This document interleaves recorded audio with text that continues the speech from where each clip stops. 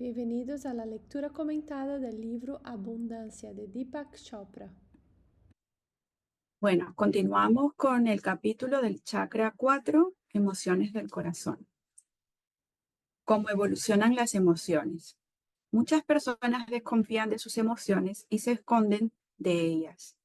Otras las magnifican y utilizan para manipular una situación y conseguir lo que quieren. Por ello, es posible que seas reacio a emprender un viaje que te lleve por el oscuro bosque de las emociones reprimidas y tóxicas.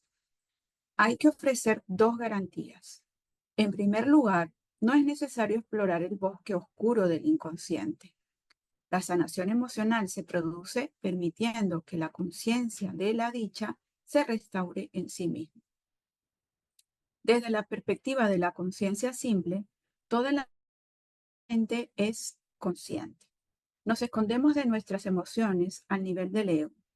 La inteligencia creativa opera a un nivel más profundo. En segundo lugar, un viaje emocional no es nada que temer o evitar, ya que estás en ese viaje y lo has estado desde tu nacimiento. Tus emociones forman parte de todo lo que dices, piensas y haces.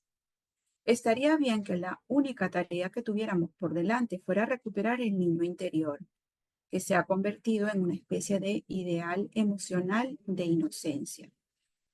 Pero la vida emocional de un niño es inmadura y no ha evolucionado.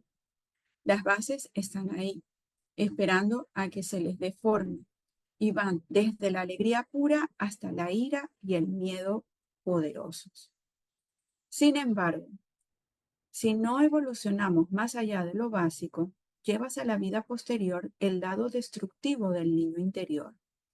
El niño interior no desaparece en los adultos y a veces sigue ejerciendo un gran poder. Todo depende de si esa parte infantil contribuye o no a tu bienestar emocional. Una vida emocional rica te vuelve generoso con tus sentimientos, abierto y resistente. Ningún niño empieza así, por lo que todos necesitamos evolucionar más allá de la vida emocional de la infancia y la adolescencia. Sin embargo, paradójicamente, no hay acuerdo sobre la razón por la que el Homo sapiens ha evolucionado durante milenios para ser tan emocional como lo es hoy. La evolución no ha hecho que la naturaleza humana sea un camino de rosas. Tus emociones pueden proporcionarte los mejores y los peores momentos de tu vida. En cualquier caso, la mente humana quiere experimentar la máxima diversidad. Al igual que nunca se nos acaban los pensamientos y las palabras, tampoco se nos acaban los sentimientos. Máximo significa lo que dice cada uno de nosotros va mucho más allá de simplemente querer sentimientos agradables y placenteros de forma constante. Cada sentimiento positivo tiene un opuesto que es su gemelo en la sombra y no puede existir uno sin el otro. La enmarañada red de emociones humanas se pone de manifiesto en frases como es el tipo de persona que te gusta odiar. La poesía amorosa está llena del dolor del amor, así como de sus delicias. El sexo fue considerado el placer primario por Freud, pero la lujuria es un pecado bíblico. Y Shakespeare comunica las emociones más oscuras que rodean el placer sexual en el soneto 129. El gasto del espíritu en un derroche de vergüenza es la lujuria en acción.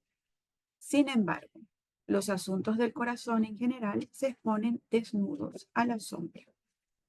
Es bastante sorprendente que sea imposible explicar por qué los humanos tenemos emociones. Otras criaturas muestran impulsos que nos tientan a equipararlos con nuestros propios sentimientos. Tras la muerte de un elefante, el resto de la manada permanece en silencio alrededor del cuerpo durante varios días, que a ojos humanos parece un duelo. Los delfines no solo llevan una sonrisa permanente, sino que parecen felices retozando en las olas. Todas las crías de los mamíferos parecen pasar gran parte de su tiempo jugando lo que llamamos divertirse. Sin embargo, nos resulta imposible saber lo que sienten los animales. No podemos mirar dentro de su psique. Podemos relacionar los impulsos más primitivos con la parte inferior del cerebro. En la base del cráneo, donde reside el impulso sexual y la lucha o la huida. Pero estas son reliquias de nuestro lejano pasado homínido. Si no es que cientos de millones de años antes, es difícil encontrar un mamífero, ave o reptil que no muestre los mismos impulsos. Lo que le sirvió a todas las criaturas no fue suficiente para el Homo sapiens.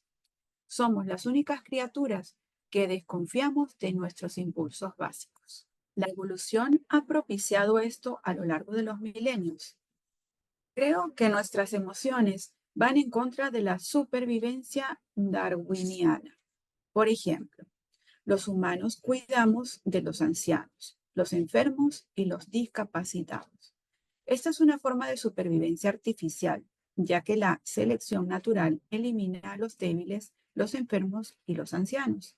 Tampoco podemos señalar que la compasión tenga raíces en los primates superiores de la selva. Los machos alfas dominan a los débiles por total egoísmo, por medio de su ferocidad y la violencia. El propósito de las emociones no se revela en términos darwinianos, sino en el nivel de la conciencia. Un antiguo texto espiritual hindú sobre el amor, el Brihadaranyaka Upanishad, lo tiene claro. El texto toma la forma de una reina que desea escuchar la sabiduría más secreta de su marido, el rey, y su diálogo es íntimo, sencillo y honesto. En la línea más importante del Upanishad, el rey declara, todo amor es por el bien del ser. Podría parecer erróneamente que el rey está diciendo todo amor es egoísta. Lo que en realidad quiere decir es esto.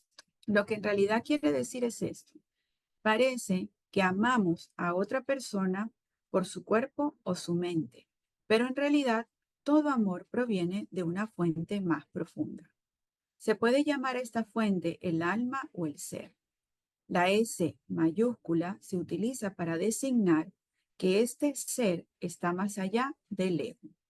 En otras palabras, el ser es la porción de conciencia pura de cada persona, el alma.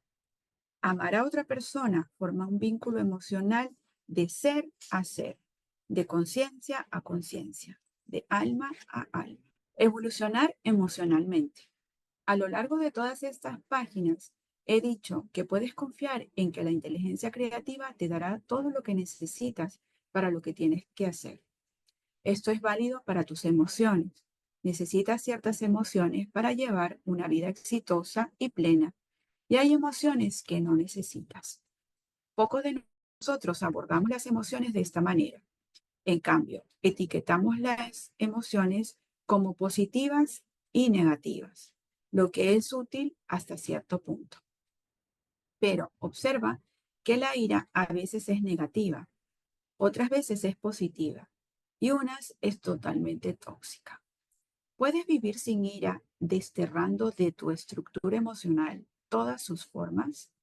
Una de las virtudes a las que llega una persona iluminada según el yoga es ahimsa, que suele traducirse como no violento o no hacer daño. Pero esto no es lo mismo que desterrar la ira, porque la ira no es lo mismo que la violencia. Por extraño que parezca, existe la ira amorosa y la ira pacífica. Una madre puede regañar a un niño pequeño por escribir en las paredes con crayolas, sin perder el amor por su hijo. Se puede expresar la ira por el crimen y la guerra, sin dejar de ser pacífico en el fondo. Lo que importa es tu intención. Si utilizas la ira como una intención negativa, esta se transformará en algo oscuro y amenazante. Todos percibimos esto. Sabemos cuando alguien está simplemente enfadado y cuando alguien lleva la ira un paso más allá al atacarnos e intentar dominarnos. Conocí a una mujer que se convirtió al budismo al final de su vida. Y una de las razones para hacerlo fue su sentimiento de culpa por haber sido una madre tan irascible, dura y dominante. Cuando sus hijos eran pequeños se enojaba por cualquier cosa. Esto podría llamarse ira egoísta o narcisista. Después, cuando se calmaba, no se disculpaba. De alguna manera ignoraba la ruptura destructiva que estaba gestando con sus hijos. Me habló de su dolor por el hecho de que sus dos hijos mayores no pudieran aceptarla como una budista pacífica. Ya no me enojo con ellos, me dijo, y hago todo lo posible por demostrarles lo mucho que los quiero. Pero cuando estamos juntos se comportan de forma rígida, distante. ¿Qué puedo hacer? Hacer las paces con cómo son las cosas y dejar que ellos cambien a su debido tiempo, dije sin mucha confianza. Pero ya han pasado años, se lamentó. No te sorprenderá saber qué fue lo que falló. Sus hijos quedaron marcados por la ira de su madre, no porque ella perdiera los estribos. Todos los padres lo hacen, sino por la intención que había detrás de su ira. Esta intención decía, tú no cuentas. Por supuesto, ella no verbalizó este mensaje, pero fue recibido de todos modos por medio de las antenas emocionales de un niño que son muy sensibles. Se necesita tiempo para endurecer nuestro corazón a medida que crecemos, pero eso es lo que sucedió en este caso. De pequeños, sus hijos endurecieron sus corazones contra su madre para defenderse de la próxima vez que ella les lanzara una ráfaga de ira. Llevar el peso de las heridas del pasado dentro de uno mismo provoca una condición conocida como deuda emocional. El término fue popularizado por el fallecido psiquiatra David Biscott en sus escritos. ¿Qué causa la deuda emocional? No son las emociones de la ira, la ansiedad, la envidia, los celos o cualquier otra cosa. Por sí mismas, estas emociones no pueden infligir un daño duradero hasta que se unen a las intenciones. Una mala intención unida a una emoción negativa crea la deuda emocional en todo lo que el mundo ha acumulado en el pasado. Acá viene un cuadro que dice de dónde viene la deuda emocional, que lo van a encontrar también en el material del libro, que les vamos dejando en el curso. Perdonar tu deuda. El chakra del corazón es sanador cuando permite que los residuos emocionales del pasado sean lavados, no a través de un doloroso retorno al pasado, sino por el abundante flujo de la inteligencia creativa. Está claro que no se puede tener una vida emocional rica y al mismo tiempo tener deudas emocionales. El mejor sanador de las emociones es la propia emoción. Cuando experimentas un momento de alegría, un poco de la vieja tristeza se disuelve. Al igual que las manchas de tinta persistentes en una camisa, se necesita más tiempo para lavar las manchas emocionales, pero el método sigue siendo el mismo y en cada etapa hay esperanza y mejora.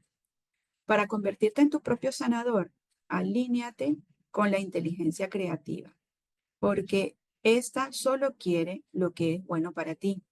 En cualquier momento, tu intención es la clave.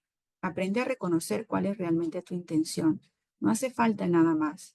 No tienes que psicoanalizarte a ti mismo ni a nadie más. Permanece centrado y en la conciencia simple. Las intenciones que están alineadas con la inteligencia creativa son obvias. No hay ningún misterio en ellas. Tienes la opción de favorecerlas cuando quieras.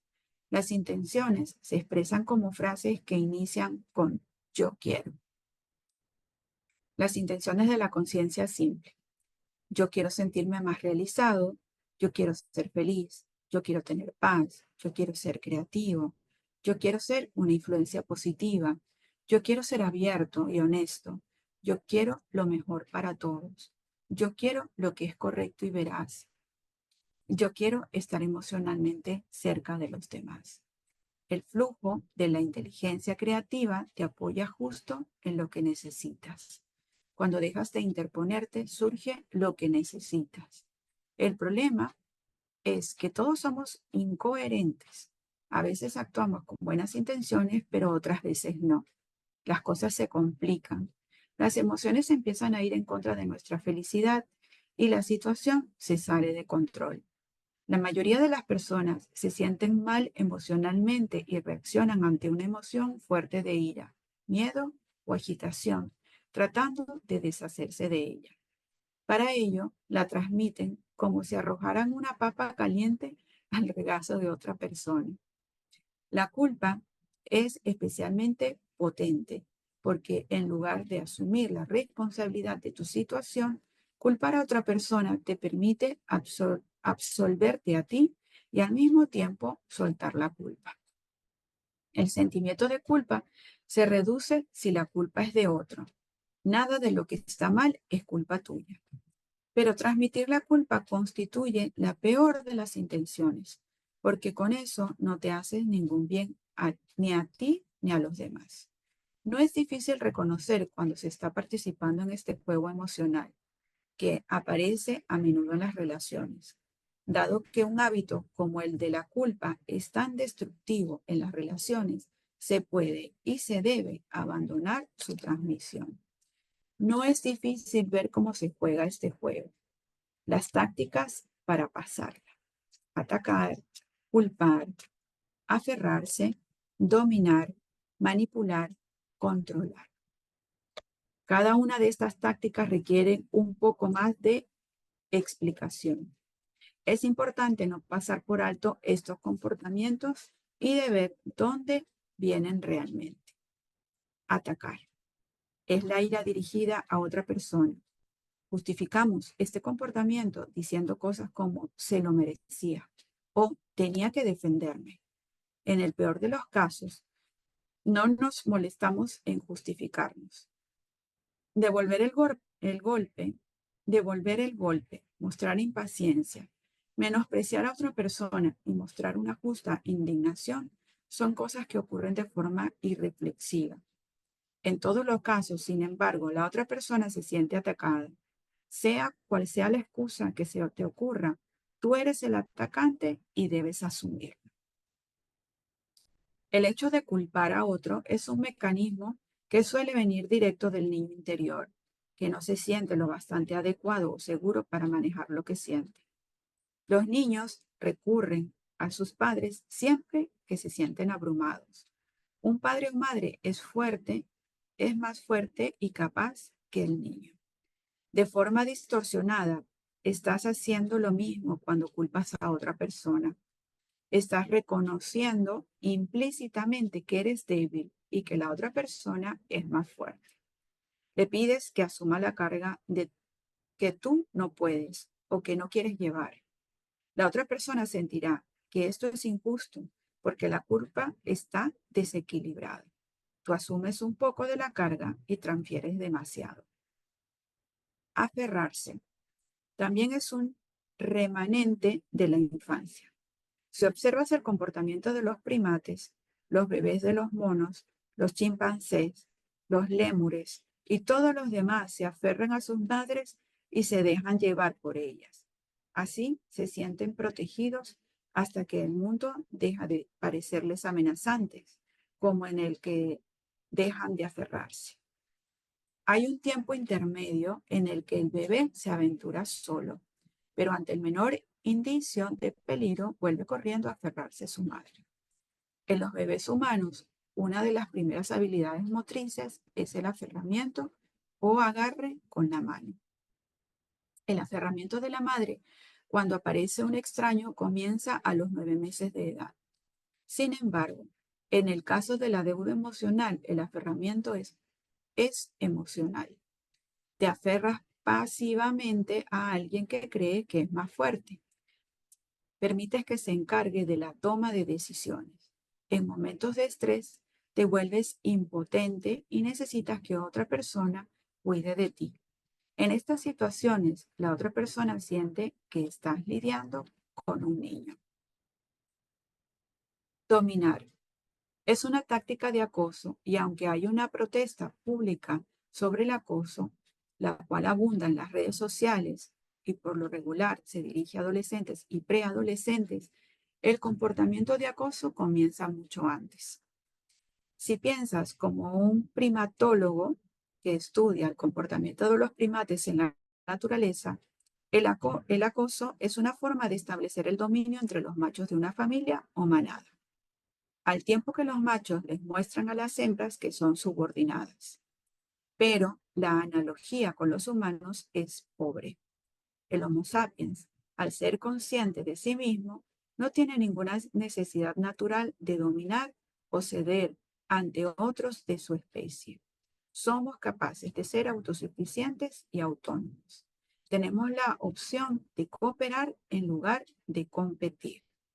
El comportamiento dominante es un atajo regresivo. Es regresivo porque vuelve a la intimidación infantil del estilo que se daba en el patio de la escuela y bloquea la oportunidad de cualquier negociación emocional.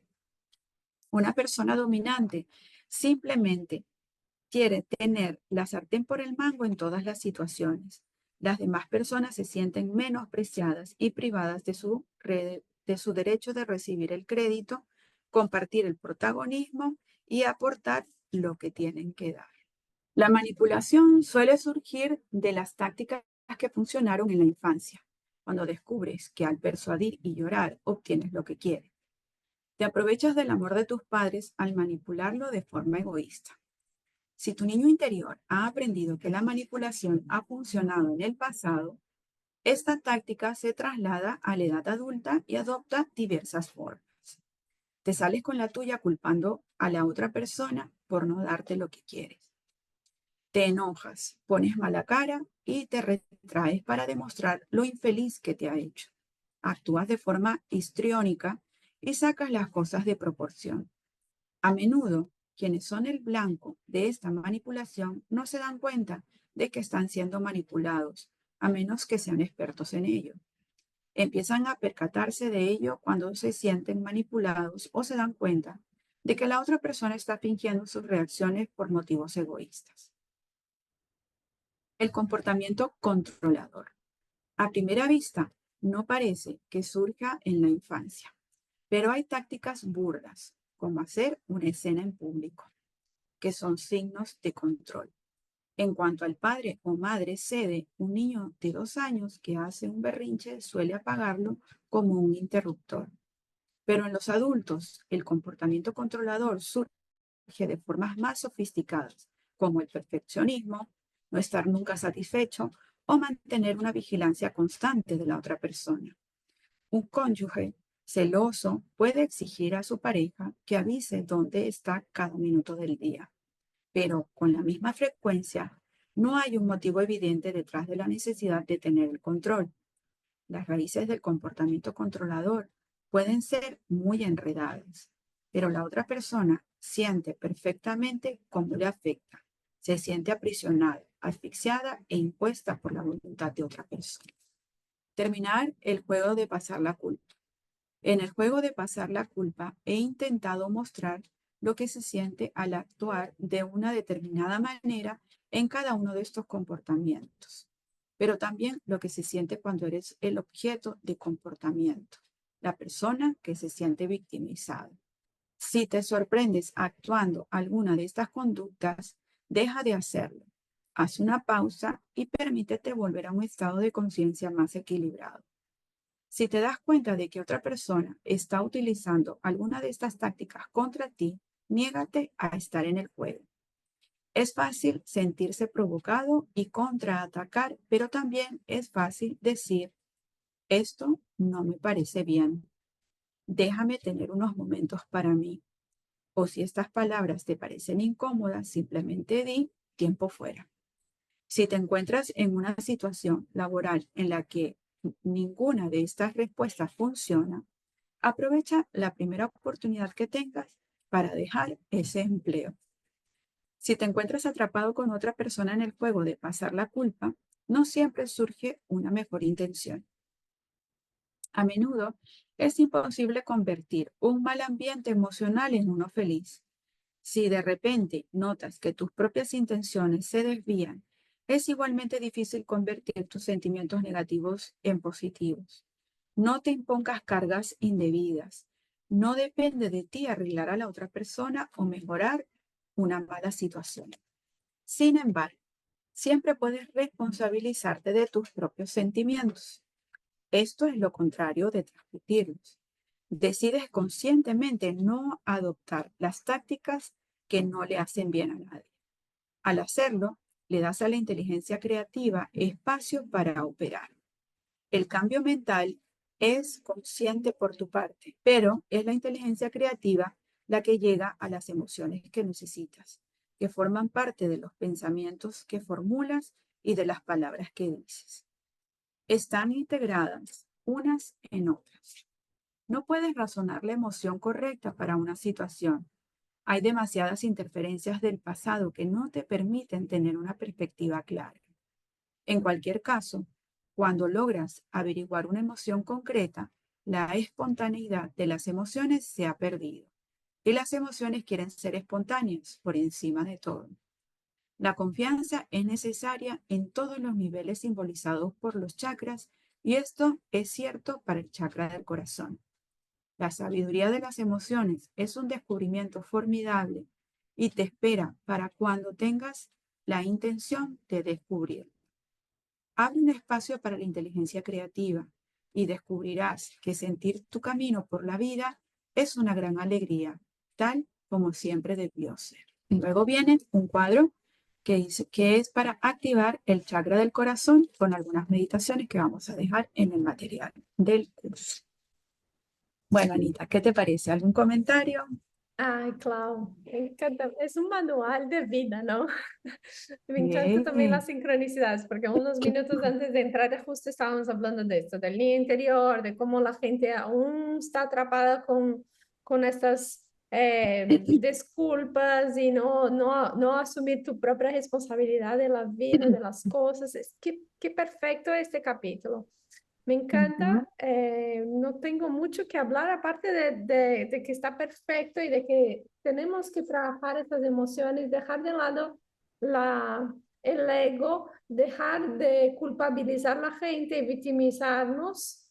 Es una actitud infantil y, solo trabajando en línea interior y asumiendo, ¿por qué no? Siendo humilde y de una forma que sí, me equivoqué, sí puedo arreglar esto, sí, ya soy adulto, puedo asumir esta culpa. ¿Por qué no?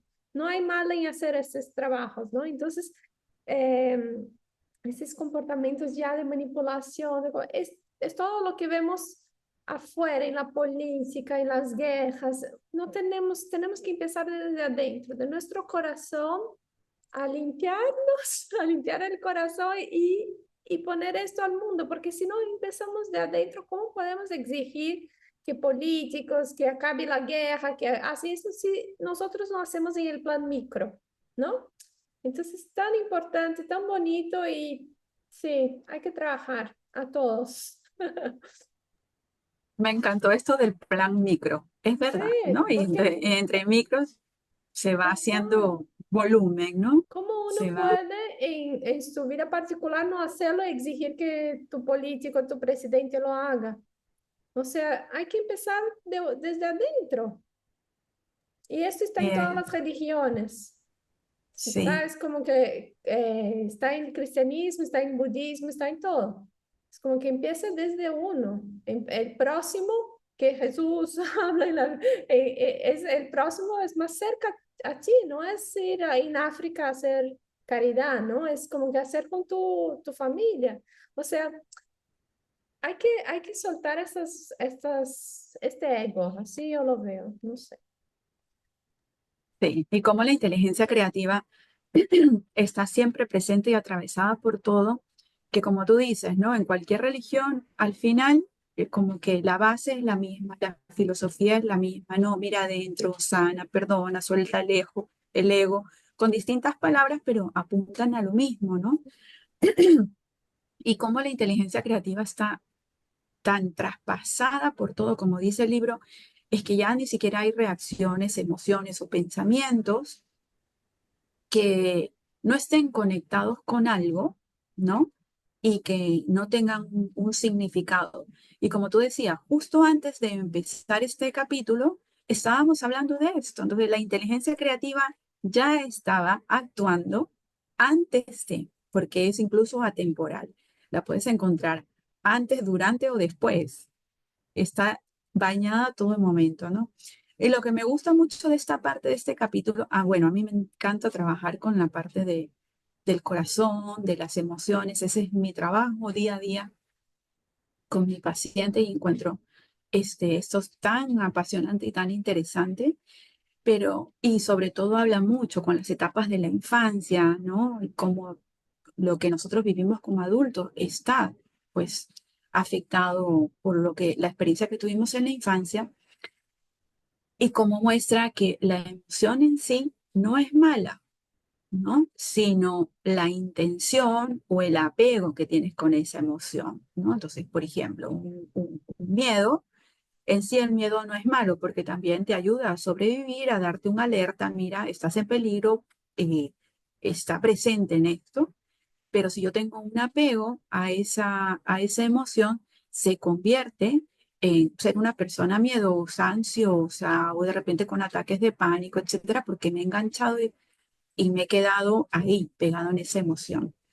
Pero también es como te, te ayuda a decir, no te enfoques tanto en eso, sino míralo como es que algo que sirve y simplemente como conocimiento para que tú puedas accionar y dar un paso hacia adelante para seguir creciendo y evolucionar, ¿no? Como persona, como ser humano, en las relaciones. No te enganches, no se trata de arreglar a nadie, no se trata ni siquiera de arreglarte a ti mismo en el sentido de que no debo sentir ira o no debo sentir tristeza, no va por ese camino. O sea, la felicidad no está en no sentir esas emociones negativas que le hemos puesto. Finalmente son emociones, como así como la alegría, la tristeza es una emoción. La alegría no es que sea una emoción meramente positiva sino simplemente son emociones y conectamos según lo que necesitamos procesar en ese momento y hay que dar permiso, estar abiertos, amar todas estas cosas porque son necesarias. Tenemos ese lado de luz y ese lado de oscuridad. Una parte decía, por ejemplo, la alegría no existiría sin su lado de sombra, que es la tristeza. Para poder definir lo que es alegría, tiene que existir lo que es la tristeza, ¿no? Entonces, para definir lo que es el miedo, tiene que existir la valentía, sino de dónde sacamos esa definición. Entonces, las dos se amalgaman, son parte de una misma cosa y tenemos tanto miedo de integrar en nuestro interior, de aceptar y de asumir esas emociones negativas que empezamos con algunas de las respuestas que hemos dado también en algún curso, que es culpar al otro o que es huida, ¿no? Yo huyo de la emoción, huyo de la situación, huyo de tener que enfrentar esta realidad o te culpo a ti, tú eres el culpable de que yo me sienta así y vamos usando estrategias o herramientas que me sacan justamente de mi inteligencia creativa, de la conexión con mi alma y vamos en dirección opuesta. Entonces, acá con el chakra del corazón, lo que se trata es de poder integrar todas esas emociones como un todo, un parte de mí que me va a dar una señal de por dónde debo ir, qué debo de desarrollar y al final de autoconocimiento, porque de lo que me sirve esto es para conocerme a mí misma.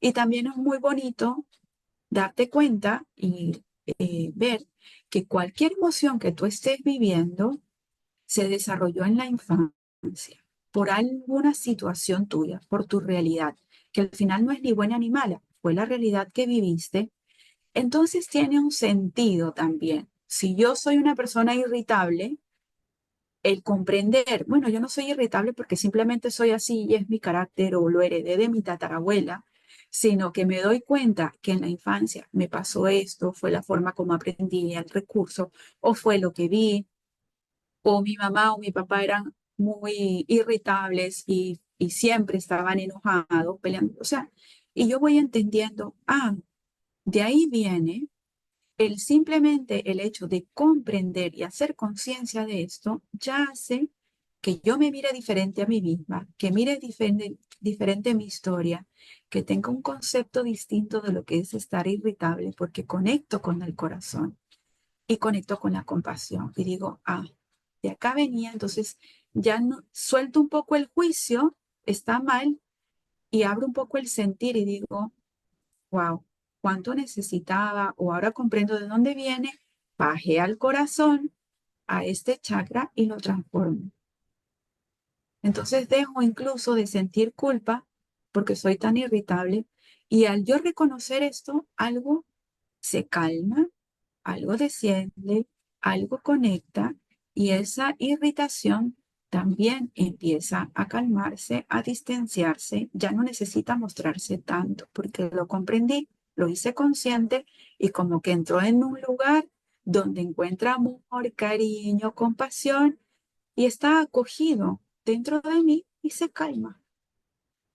Y esa emoción que yo acojo dentro de mí con cariño al final es un fragmento de mi infancia,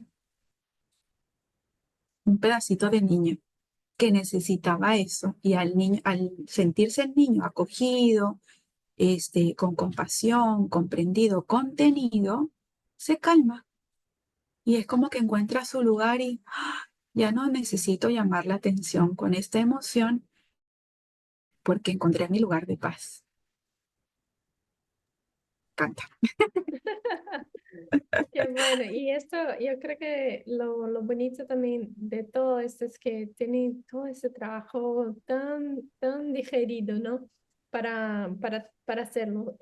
O sea, tiene el cuestionario de mi interior, tiene todo este trabajo de cómo trabajar este chakra, ¿no? Cómo ir en este aspecto que tú estás diciendo, ¿no? Acogerlo y saber sentir las emociones. O sea, tan importante este espacio para trabajar estas emociones. Es amarnos, ¿no?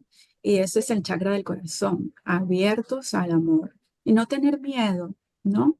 Porque muchas personas se cierran en la parte del corazón por miedo a ser lastimado, por miedo a mostrarse vulnerable, por miedo a reconocer. Yo creo que una cosa solo que me está veniendo ahora yo creo que es importante trabajar también en las emociones en el sentido físico, porque mucha gente tiene dificultades de conocer qué emoción tiene, pero al momento que tú sientes tu corazón palpitar más fuerte, tus manos sudando, algo físico en el cuerpo, esto ya te demuestra que hay algo ahí en este chakra que está se moviendo, o sea, y ahí es la belleza de poder cuestionar y intentar comprender de dónde, ¿no? De dónde están viniendo esas emociones.